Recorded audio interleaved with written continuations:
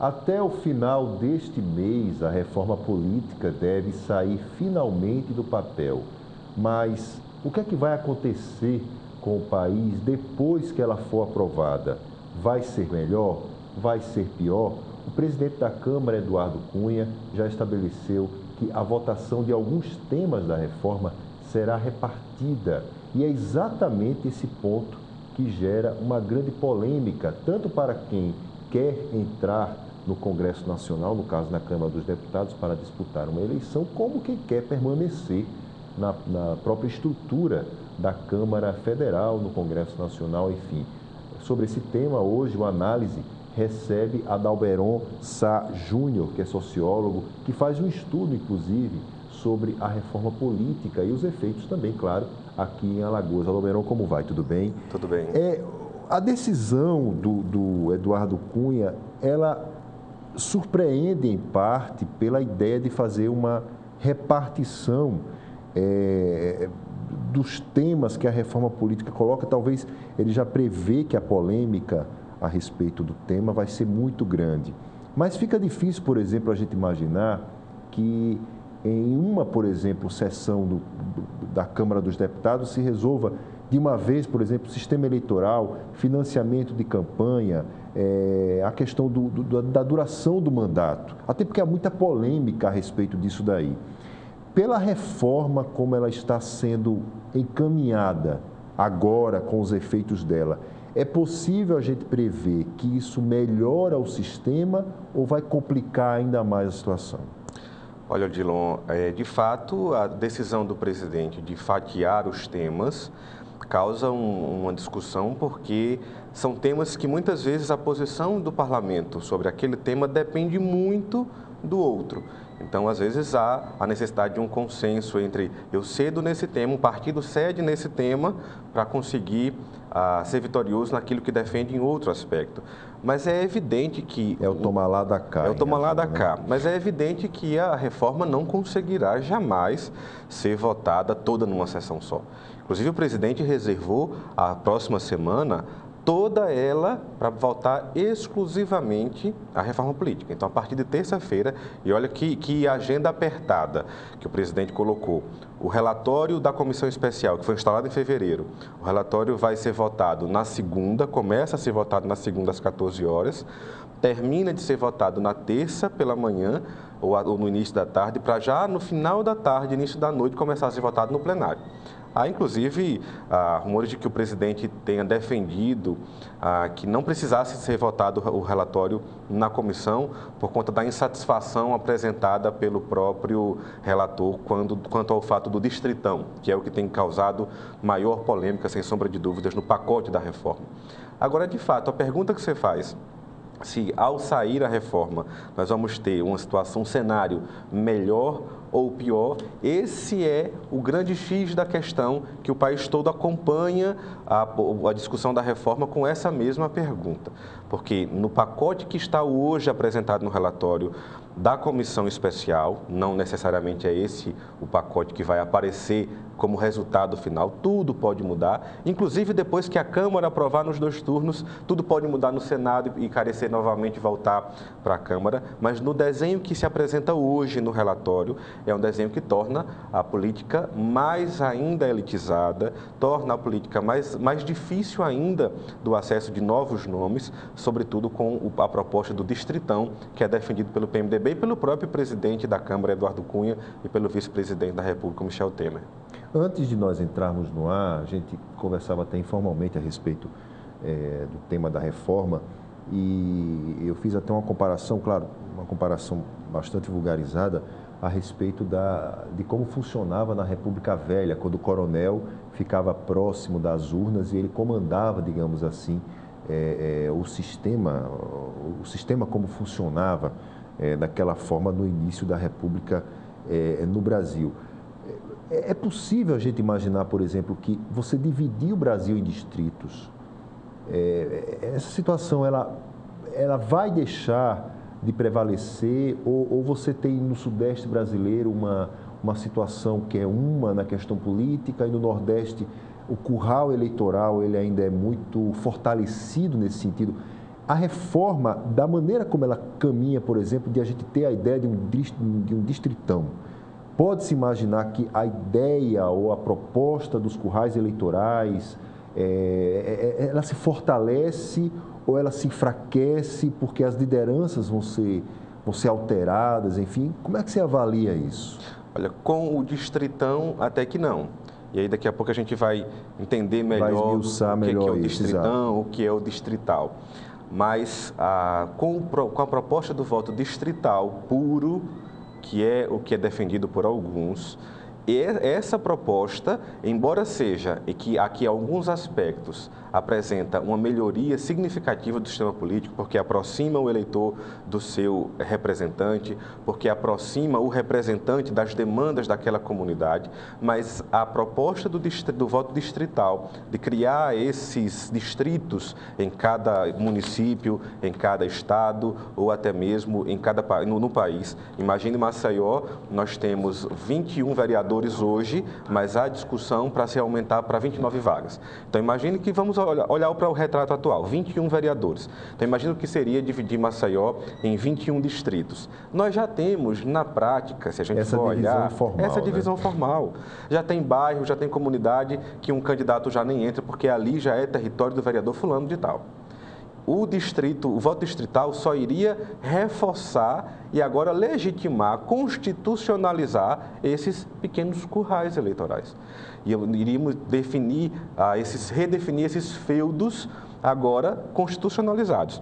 Agora, só para a gente entender melhor, Odilon, o que é o voto distrital e o que é a proposta que está ganhando força na Câmara, que é o distritão. No voto distrital, você vai fazer isso que eu acabei de falar. Você vai dividir a cidade, o estado e o país em pequenos distritos. Então, por exemplo, olhando para a eleição do ano que vem, que é a eleição de prefeitos e vereadores, nós teríamos em Maceió 21, caso não mudemos a quantidade de cadeiras, 21 distritos na cidade de Maceió, divididos pela Justiça Eleitoral de acordo com o número de eleitores, ou pelo menos um aproximado.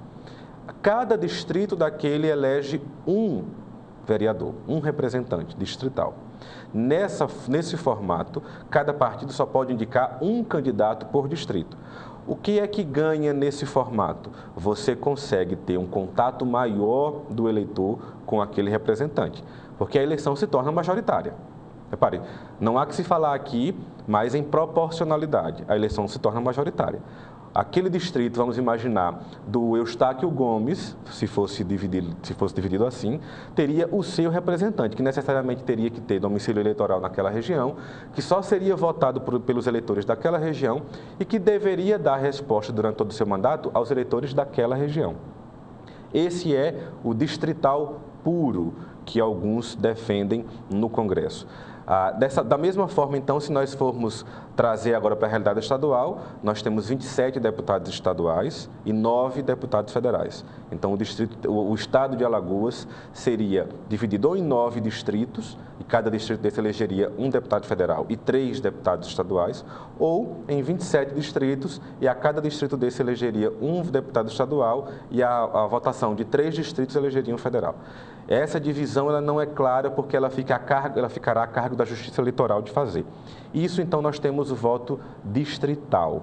Quando nós vamos para a defesa do voto do distritão, que é defendido pelo PMDB e por algumas outras correntes na Câmara, ela é uma proposta que facilita a compreensão para o eleitor.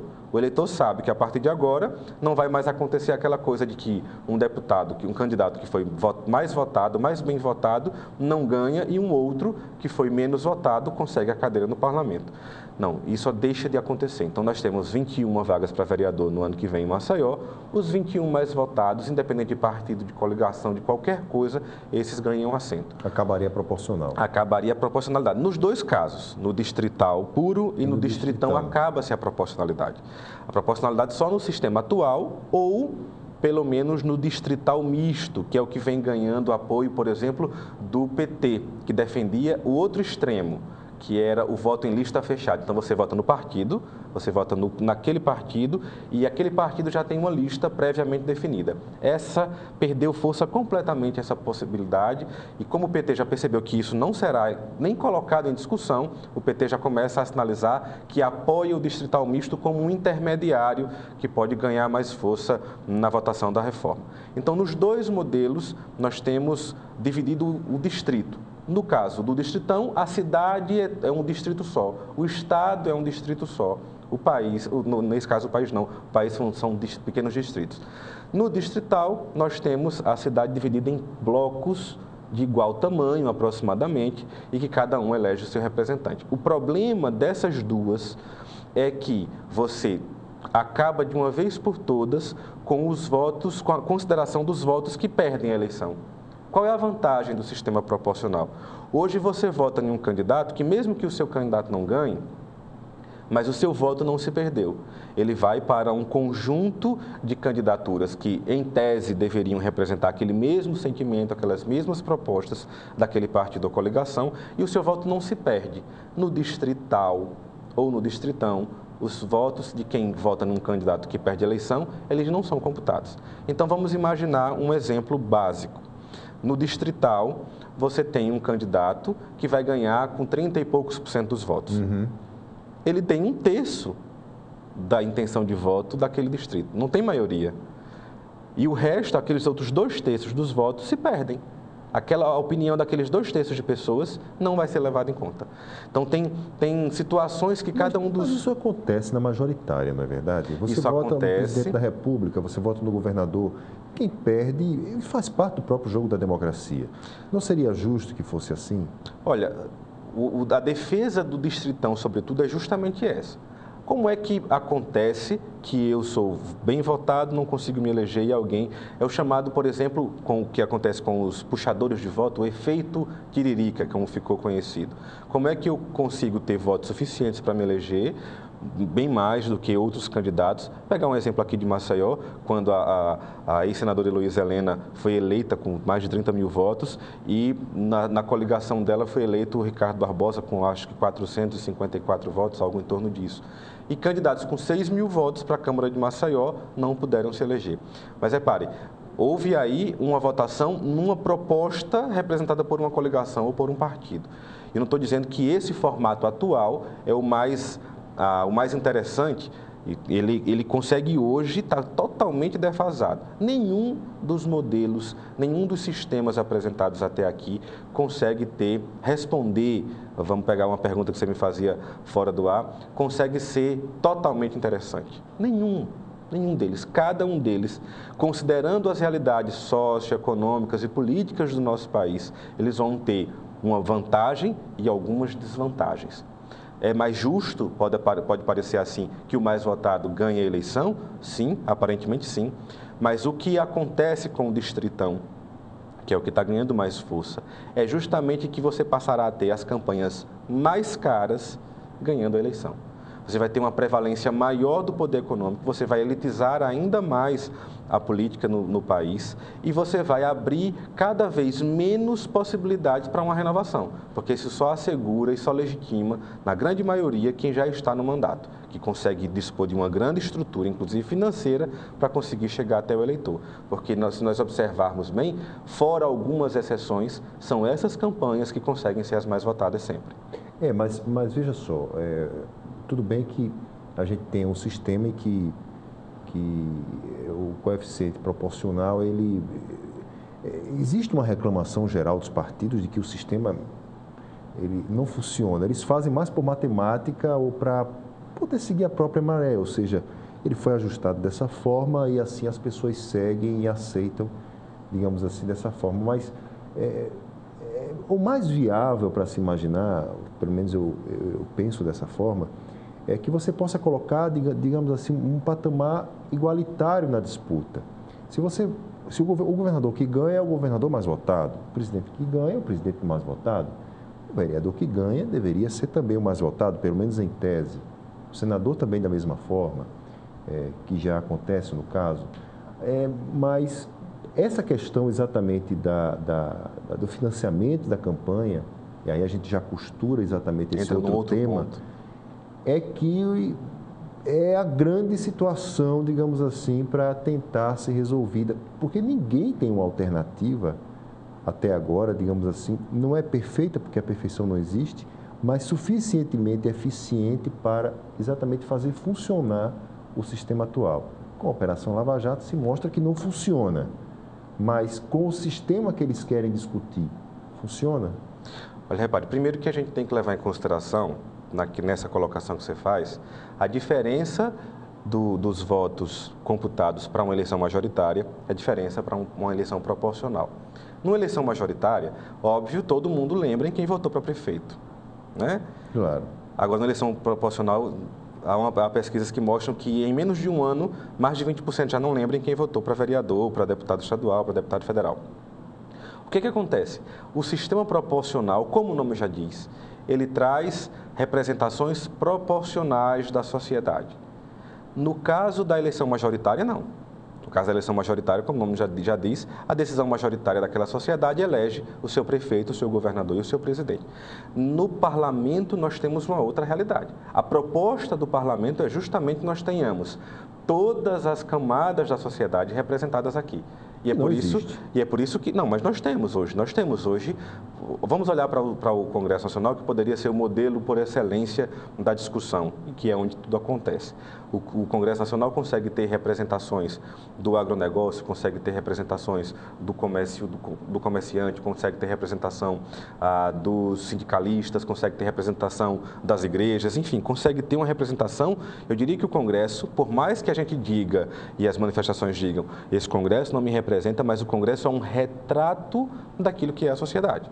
Agora, quando nós olhamos para o Congresso, que tem essa proposta de ser o espelho da sociedade ali representada, e olhamos para ele com a fórmula do majoritário, aí a gente perde isso completamente. Aí você perde, inclusive, a possibilidade, ou torna ainda mais difícil do que o que já é, de representação das minorias. Repare, no cálculo hoje que nós vamos, embora haja uma exigência de que 30% das candidaturas sejam para o público feminino, apenas 10% do parlamento do Brasil é composto por mulheres. Embora nós tenhamos mais de 52% de mulheres no país, eleitoras. Elas são maioria. Nós temos 10% representadas no Congresso. Exato. Na reforma, um dos pontos que está se discutindo, embora tenha ficado de fora do relatório, é justamente ter 30%, não de vagas nas candidaturas, mas 30% das vagas para as mulheres.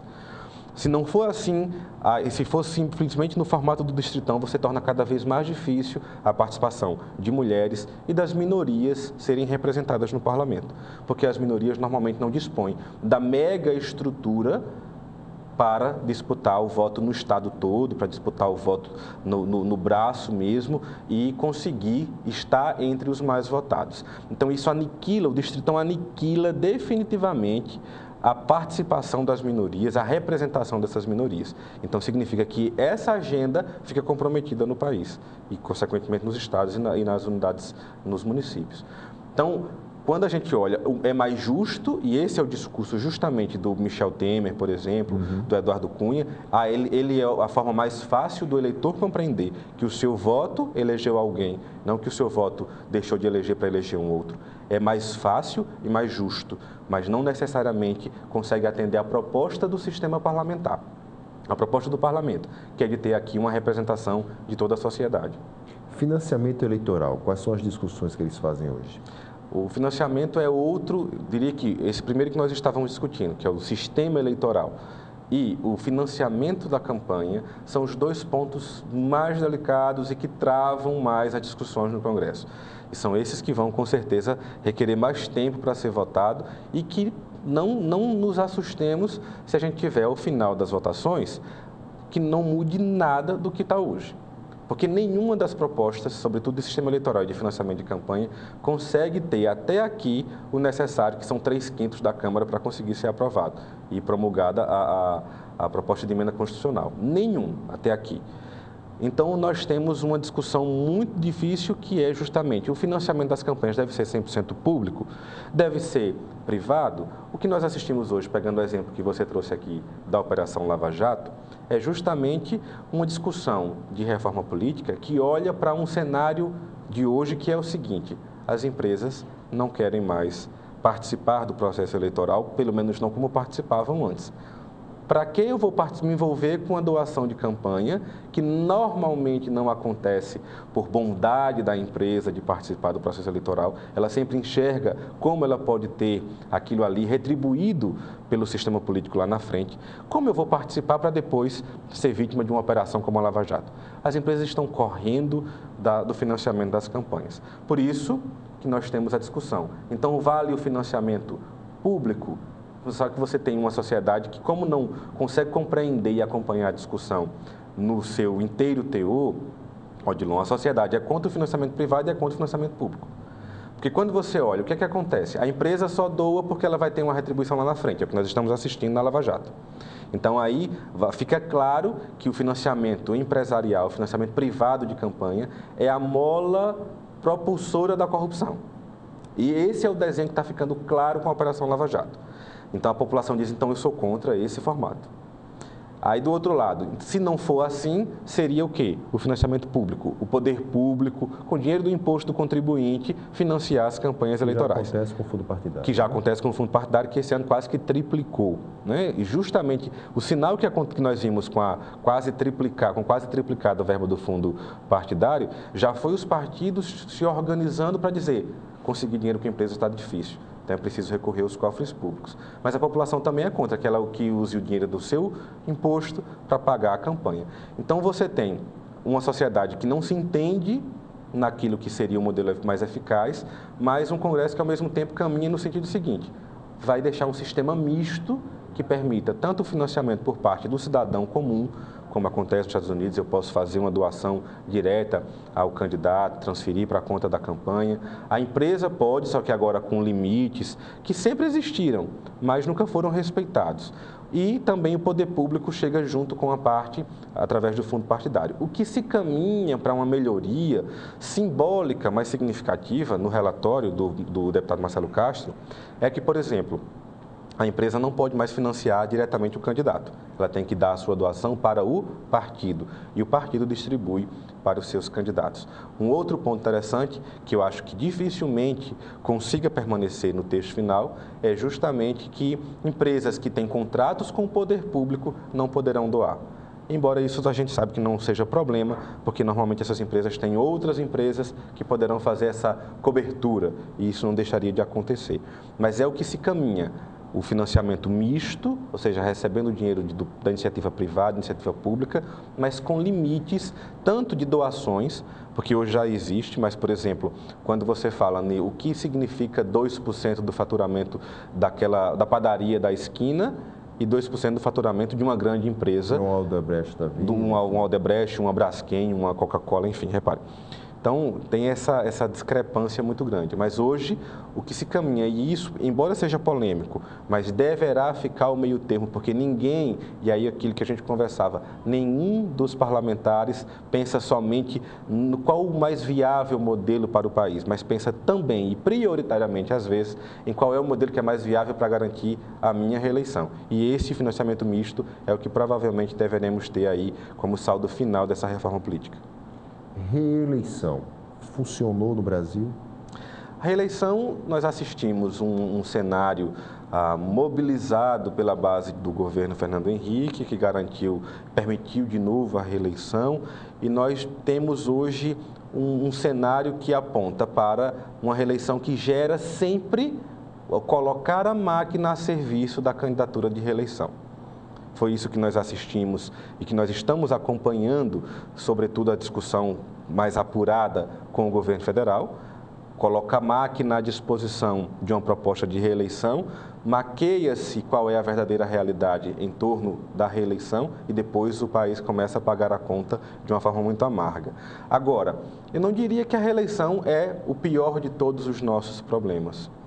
Eu diria que eu acho que a reeleição é muito mais uma forma de colocar um grande problema, um outro problema aqui para tirar o foco de outras realidades que precisavam ser reformadas.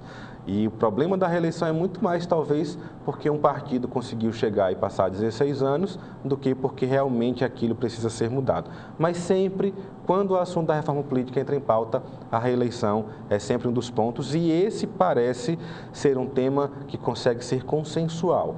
Nós devemos ter o fim da reeleição para os cargos executivos, ou seja, prefeito, governador e presidente da República, e um mandato de 5 anos, vedada então a reeleição para esses cargos. Esse parece que é um dos temas mais consolidados e que não deve ser problema para passar pela Câmara. Nós vamos continuar conversando sobre o tema, Dalmeron, mas vamos a um rápido intervalo aqui no Análise, lembrando que nosso programa também é transmitido pelo portal gazetaweb.com e pelos dispositivos móveis com iOS e Android. Voltamos já.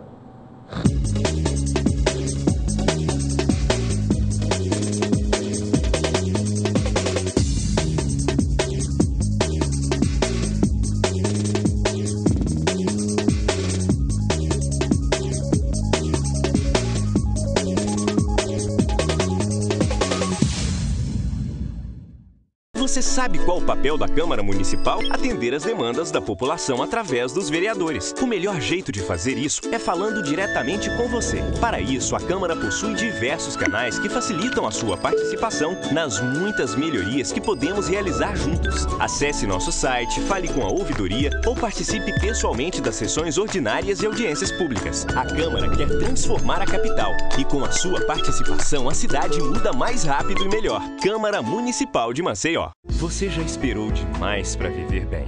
Aproveite o melhor da vida no Residêncio Waterfront.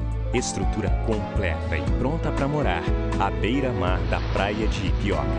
Apartamentos totalmente mobiliados, com utensílios de alto padrão, acabamento primoroso e até 100 meses para pagar.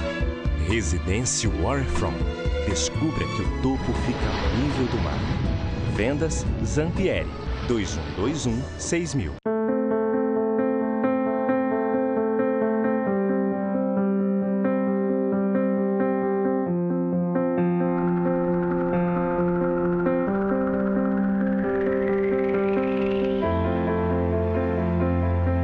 Acreditar nos leva mais longe. Esse ano, a Santa Casa reafirmou o nível 3 de acreditação com excelência. E continuamos a acreditar que podemos ser melhores. Dr. Arthur Gomes Neto, diretor técnico médico CRMAL 2503 RQE 1874. O quanto a indústria é importante para o Brasil? Sem a indústria da moda, a gente não teria se encantado com elas. Sem a indústria automobilística, não teríamos tantos ídolos. Sem a indústria médica, muitas vidas não teriam sido salvas. A indústria química é a base de todas essas indústrias.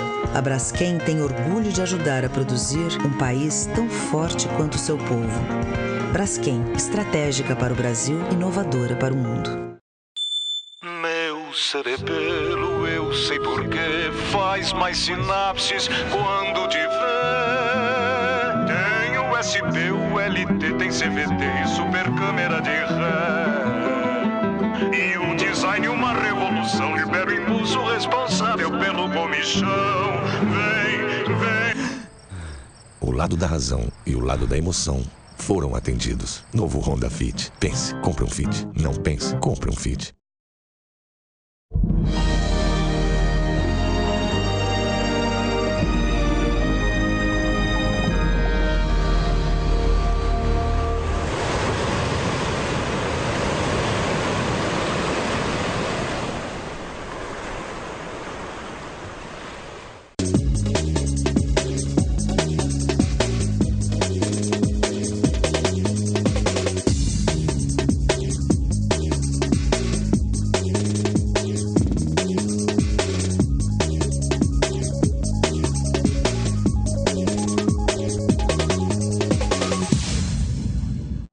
Voltamos com análise aqui pela TV Mar, canal 25 na NET, com transmissão simultânea pelo portal gazetaweb.com e pelos dispositivos móveis com iOS e Android, Essa semana nós estamos conversando sobre a reforma política, trouxemos Adalberon Sá Júnior, que é sociólogo, e nós no bloco anterior falávamos exatamente sobre a reeleição e a gente discutia se ela tinha funcionado ou não. Mas a reeleição, Adalberon, ela é ligada exatamente à questão da duração do mandato. E talvez esse seja o principal ponto. Levar uma eleição, por exemplo, ou o consenso da reeleição com mandato de senador para 10 anos e outros cargos para 5, 8 anos, enfim, é uma condição realmente que pode ser mais interessante no contexto atual que nós vivemos hoje? Olha, o que nós temos caminhado na direção da reforma é justamente do fim da reeleição, unificação do processo eleitoral, que talvez isso seja o que mais vai ser sentido pelo eleitor, que é acabar com a eleição a cada 2 anos, como nós temos hoje, e no mesmo dia, numa mesma eleição, votar de vereador a presidente da República. E isso a cada 5 anos, o que alguns, inclusive especialistas, chamam de que seria um período de jejum eleitoral, em que o eleitor se distanciaria do processo político durante, então, um período de 5 anos. Agora, quando nós olhamos para a questão da reeleição, nós precisamos levar em consideração alguns aspectos. No Brasil, o candidato que é o prefeito que está no mandato, o governador que está no mandato, ou o presidente que está no mandato, ele pode disputar a reeleição sem precisar sair do cargo. O que já o coloca numa condição de favorito e o que já coloca o cenário totalmente desigual para os outros candidatos. Então, imagine o que é você ter que, primeiro, administrar uma agenda enquanto chefe de Estado, enquanto chefe do executivo daquele município e, ao mesmo tempo, estar em campanha eleitoral. Como separar as duas coisas? Não acontece. A gente sabe que, na prática, há a predominância da atenção para uma das agendas. E, além do uso da estrutura para convencer o eleitor de que, olha, nós estamos com tudo isso avançando, é melhor manter isso tudo no rumo que está do que parar e começar de novo. É essa utilização daquilo que é público para convencer o eleitor que se coloca em xeque toda vez quando se discute a reeleição. E no Brasil, isso interrompe o processo eleitoral a cada 2 anos, é colocado como um grande vilão da máquina pública, porque a cada 2 anos o país para. A cada 2 anos existe um monte de vedações que o gestor público não pode fazer e que a máquina pública acaba parando por conta da eleição. Mas, ao mesmo tempo, o que precisa ser levado em consideração 4 anos é suficiente para que o eleito possa fazer aquilo que se comprometeu durante a campanha, aquilo que é necessário? Porque quando diz 4 anos é pouco, aí 5 anos então resolve?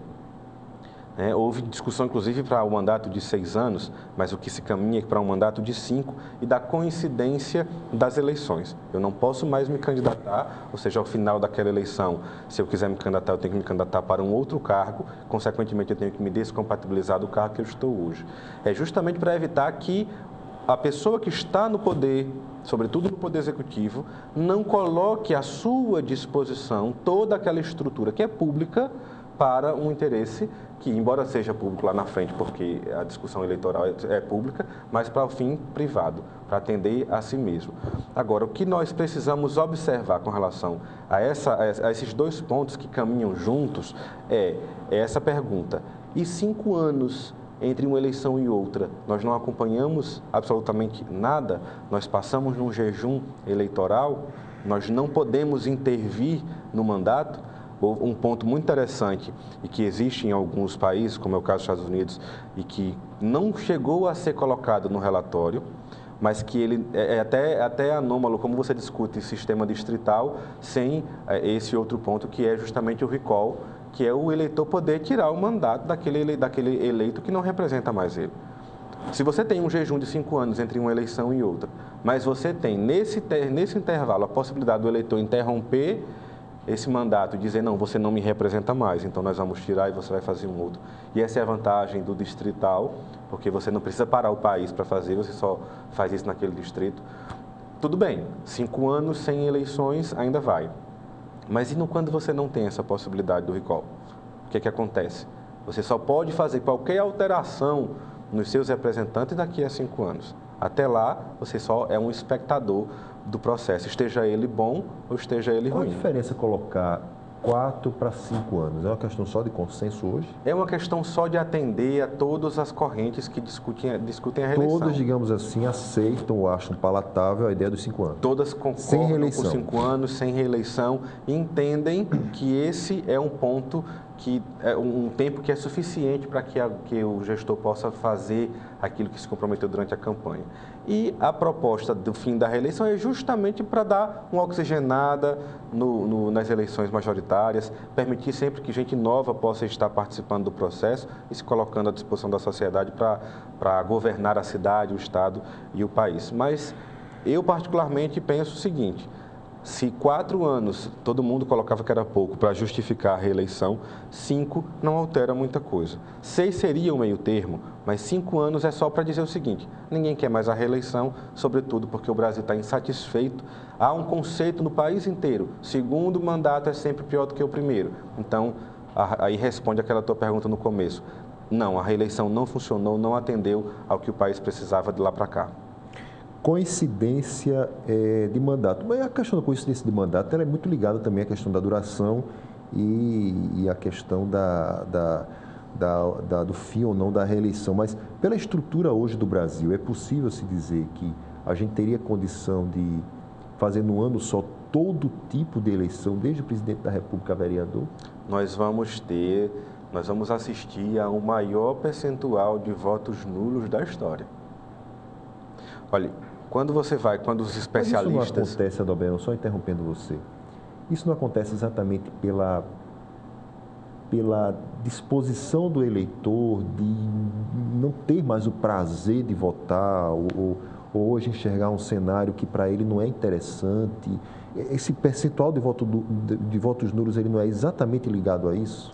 Não só a isso. Repare, há muita gente que acha que aquela quantidade de votos nulos que nós temos a cada eleição é de pessoas que saíram de casa com a disposição de anular o seu voto porque não se sentem representadas, porque não se sentem à vontade com nenhum dos candidatos. Mas não é.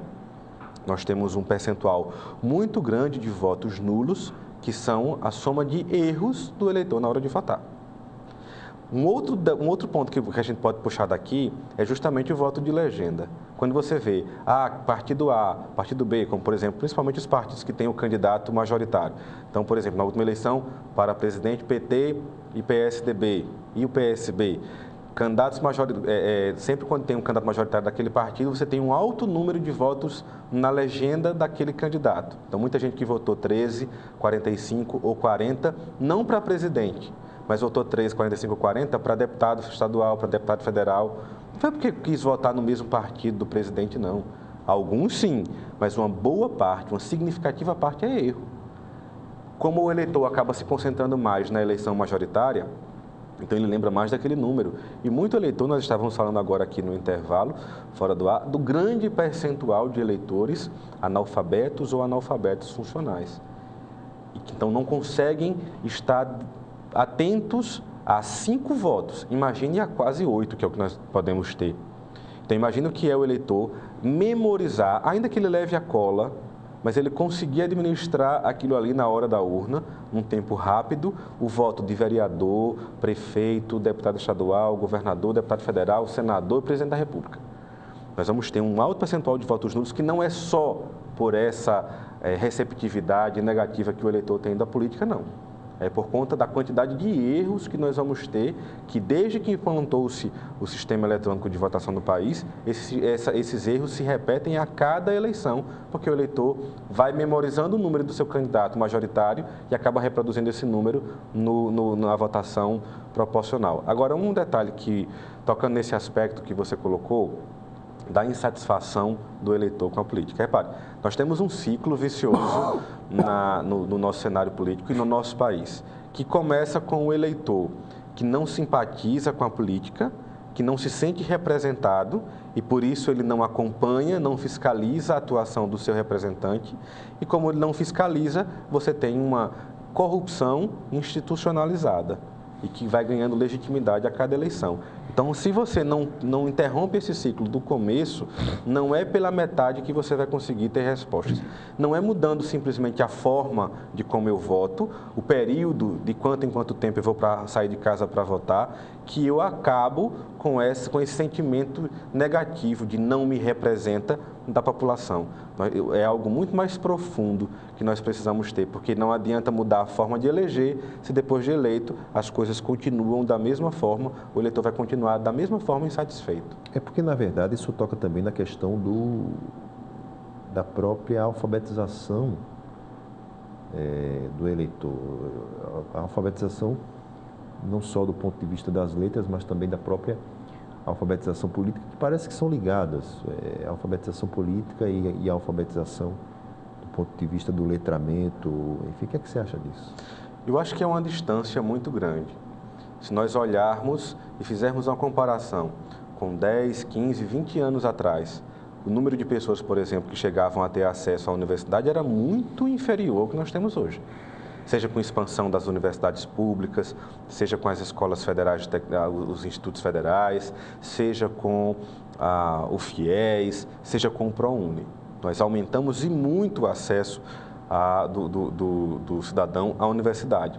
Mas nós não mudamos muita coisa na qualidade do voto. Temos mudanças, sim. É importante que se deixe claro isso. Nós não estamos iguais, mas nós mudamos muito pouco e numa velocidade muito inferior à que é a mudança do acesso à educação. Nós continuamos tendo uma sociedade ainda com uma alfabetização muito aquém do que desejávamos, mas nós já temos hoje, em contrapartida, uma sociedade muito mais educada do ponto de vista do letramento e da capacitação profissional do que antes. Agora, isso se reproduzir na resposta eleitoral, na resposta das urnas, é o que a gente ainda não consegue ver. Prova disso é que nós temos as pessoas sempre perto das eleições, falando que nenhum dos políticos presta, que nenhum deles me representa, e eles são os mesmos que voltam a estar lá pelo voto da população, pelo voto do cidadão. Então, é essa distância, essa dicotomia que ainda precisa ser interrompida. E eu não tenho dúvida, a educação é um grande ponto, é o grande caminho, mas não só a educação do acesso à escola, mas essa educação política que a gente ainda está muito distante de que ela seja uma realidade nas nossas escolas. A cota de participação feminina, eu acho que esse ponto ele é tão volátil nos partidos, porque define-se que é 30%, mas não é uma coisa obrigatória, os partidos acabam transformando isso em algo aleatório. A cota seria obrigatória? Hoje, no relatório do deputado Marcelo Castro, relator da reforma política, esse tema não entrou. Inclusive, isso gerou e tem gerado uma polêmica muito grande com a bancada feminina na Câmara e no Senado.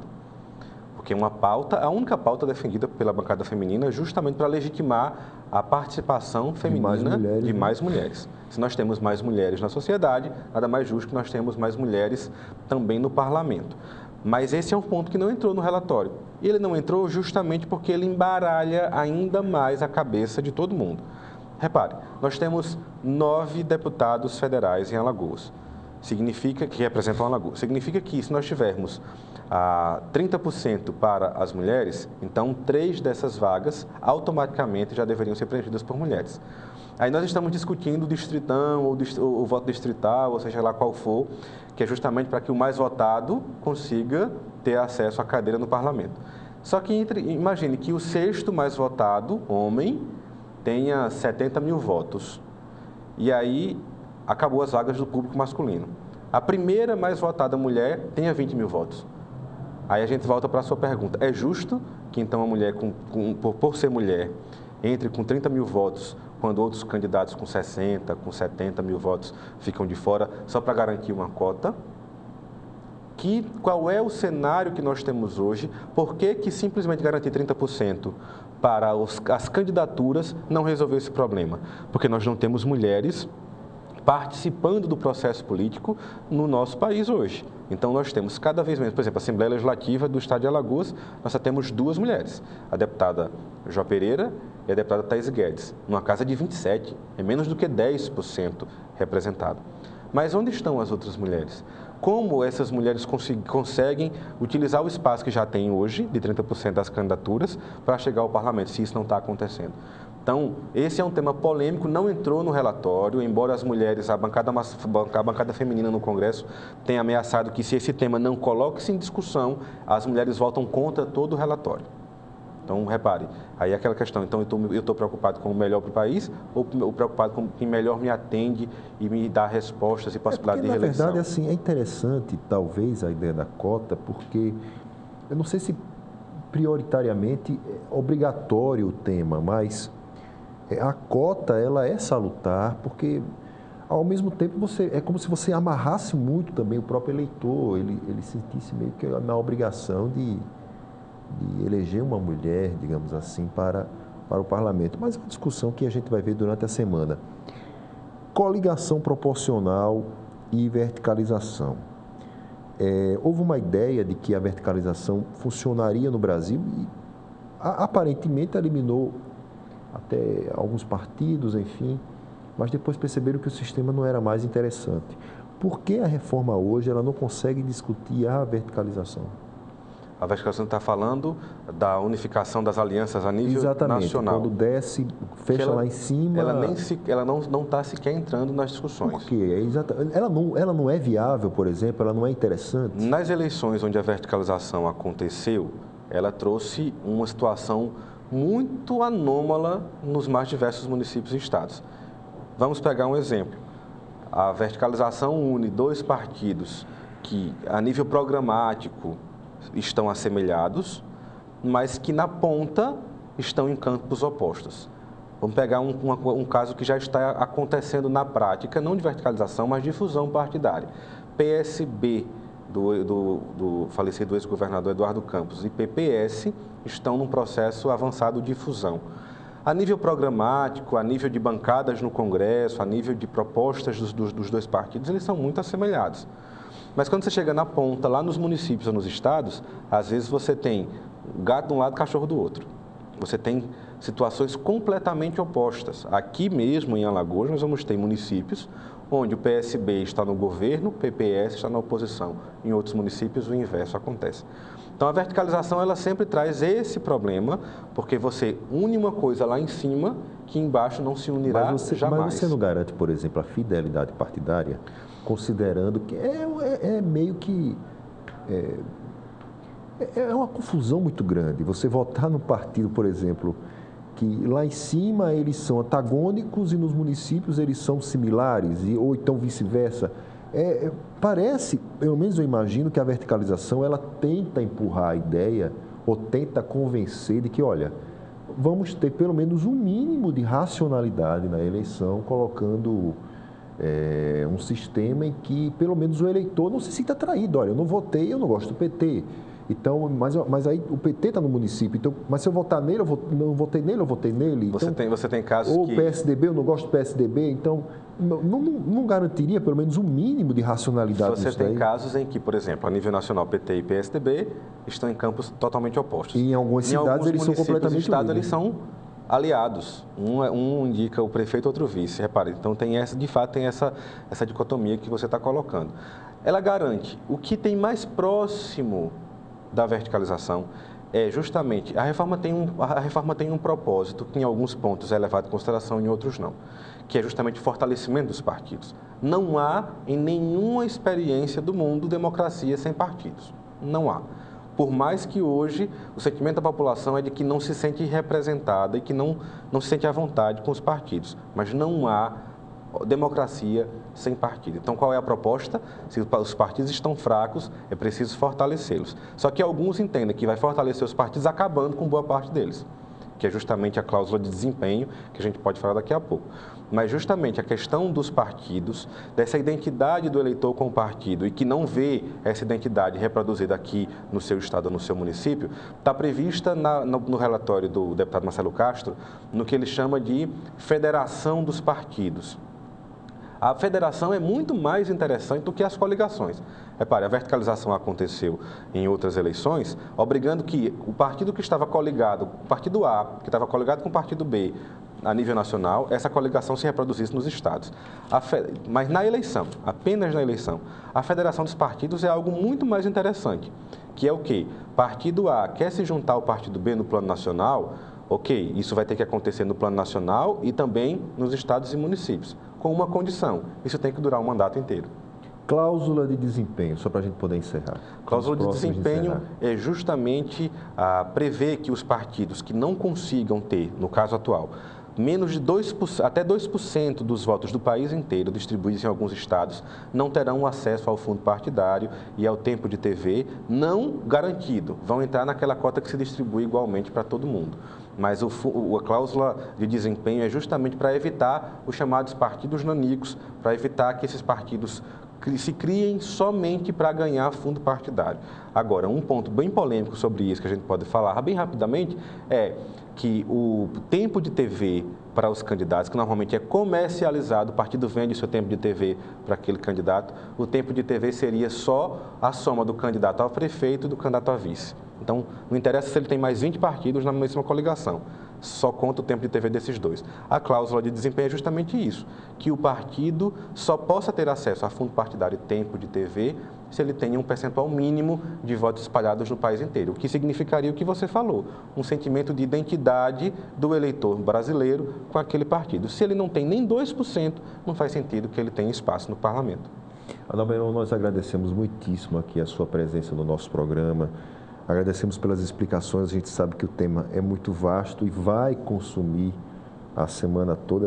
Eu acredito que a Câmara não vai conseguir votar esse tema em uma semana, acho que, não sei, é muito difícil, mas talvez esse ano saia alguma reforma política ou talvez o arremedo de reforma política que está se vislumbrando. Também agradecemos a você, telespectador, pela sua audiência, o seu carinho no nosso programa e nós voltamos na próxima semana. Até lá!